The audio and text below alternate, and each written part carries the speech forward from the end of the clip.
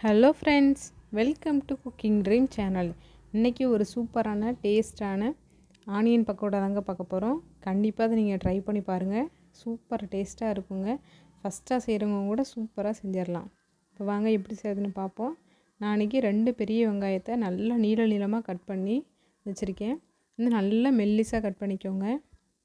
Cut பண்ணிவிட்டு ஒரு பாத்திரத்தில் சேர்த்துட்டு நல்லா அது மாதிரி உதிர்த்து விட்டுருங்க.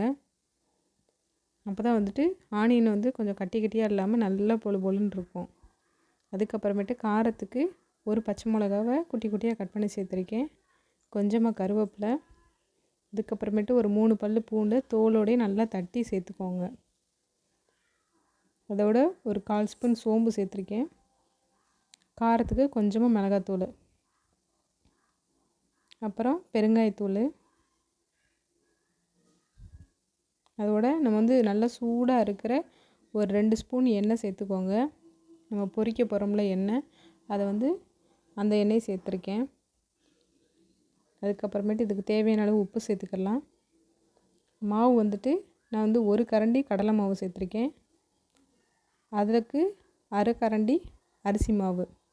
இதெல்லாத்தையும் சேர்த்துட்டு ஃபஸ்ட் நல்லா மிக்ஸ் பண்ணிடுங்க. தண்ணி எதுவுமே சேர்க்காதீங்க. அந்த வெங்காயத்தில் இருக்கிற தண்ணியே வந்துட்டு கொஞ்சம் வந்து ஈரப்பதமாகும். அதனால் ஃபஸ்ட்டே வந்து தண்ணி சேர்க்காதீங்க. இப்போ அதுக்கு எனக்கு வந்து மாவு பத்தலை, அதனால் அதே அளவில் திரும்பி நான் மாவு சேர்த்துக்கிறேன். அப்புறம் நீங்கள் வந்து 2 பெரிய வெங்காயம்னால பெரிய சைஸில் இதே அளவில் வெங்காயம் சேர்த்திங்க அப்படின்னா ஃபஸ்ட்டே கூட 2 கரண்டி மாவு சேர்த்துக்கோங்க. ஆனால் ஃபஸ்ட்டே சேர்க்குறத விட இந்த மாதிரி இடையில சேர்த்துக்கிறது வந்து நல்லதுங்க. ஃபஸ்ட்டே சேர்த்துட்டிங்கன்னா கூட அதிகமாயிரும்.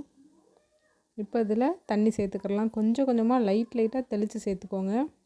அது மாதிரி ரொம்ப போட்டு அழுத்தி பிசைய வேண்டாம். லைட்டாக மேலாப்பில் பிசைஞ்சு விடுங்க. பாருங்கள், கீழே இருக்கிற அந்த மாவுகள் எல்லாத்தையும் எடுத்து லைட்டாக மட்டும் பிசைஞ்சு விடுங்க. ரொம்ப போட்டு அழுத்திலாம் பிசையாதீங்க.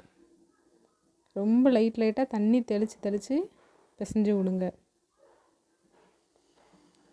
நல்லா அந்த உதிரியாக இருக்கணும்ல, அந்த மாதிரி இருக்கணுங்க. லைட்டாக அந்த ஆனியனில் வந்துட்டு மாவு ஒட்டி இருக்கணும். நல்லா பிசைஞ்சாச்சுங்க. இப்போ நம்ம பக்கோடாவை பொரிச்சிடலாம். எண்ணெய் வந்து ஓரளவுக்கு நல்லா ஹீட்டில் இருக்கட்டும்.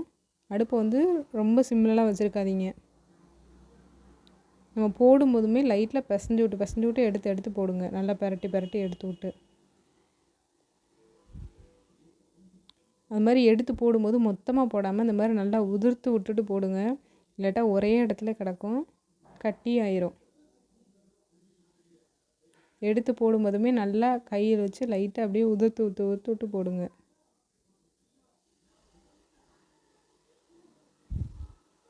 அடுப்பு வந்து ரொம்ப சிம்லலாம் வைக்கணும்னு அவசியம் இல்லைங்க. ஓரளவுக்கு மீடியம் ஃப்ளேம்லேயே வச்சு ஹை ஃப்ளேம்லேயே மீடியம் ஃப்ளேம்லேயே மாற்றி வச்சுக்கோங்க.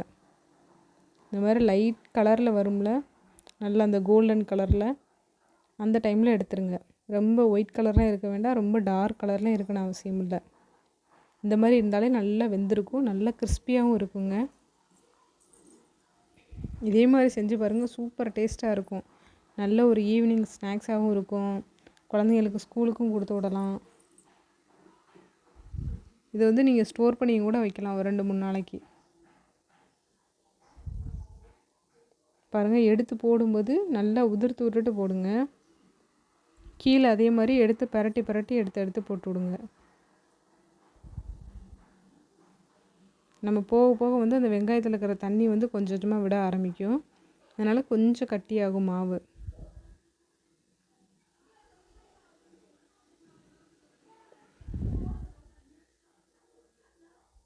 ஃபஸ்ட்டே வந்து நிறையாவும் போட்டுறாதீங்க, கொஞ்சம் கொஞ்சமாக போட்டு எடுத்துக்கோங்க. இது வந்து நீங்கள் வந்து பெரிய பாத்திரம் நிறைய செய்கிறீங்க அப்படின்னா அது ஓரளவுக்கு பாத்திரம் சேர்த்துக்கோங்க.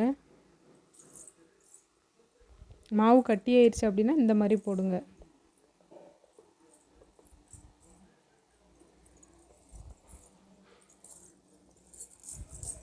உடனே திருப்பி விடாதீங்க, கொஞ்சம் நேரம் கழித்து கிண்டி விடுங்க.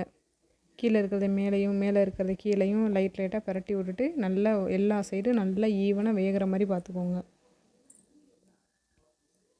நீங்கள் ஃபஸ்ட் டைம் செய்கிறீங்கன்னா கூட சூப்பர் டேஸ்ட்டாக செஞ்சிடலாங்க. நல்லா மொறுமொறுன்னு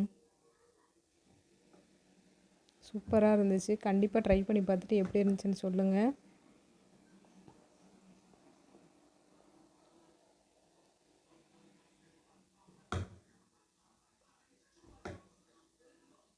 இப்போ வந்து நான் 2வது டைமும் போட்டு எடுத்திருக்கேன். பாருங்கள், சூப்பராக இருந்துச்சு. நல்ல மொறுமொறுன்னு ஒரு டீ குடிச்சிட்டு இந்த பக்கோடா எடுத்து சாப்பிடும்போது சூப்பர் டேஸ்ட்டாக இருக்கும்.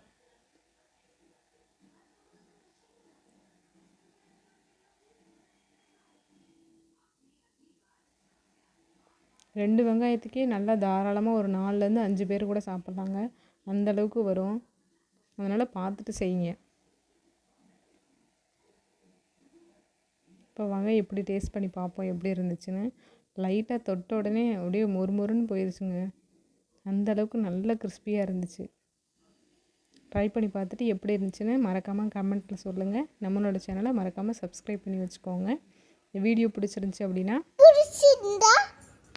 லைக் பண்ணுங்க, ஷேர் பண்ணுங்க, கமெண்ட் சொல்லுங்க. நம்ம சேனலை சப்ஸ்கிரைப் பண்ணி வச்சுக்கோங்க. Thanks for watching.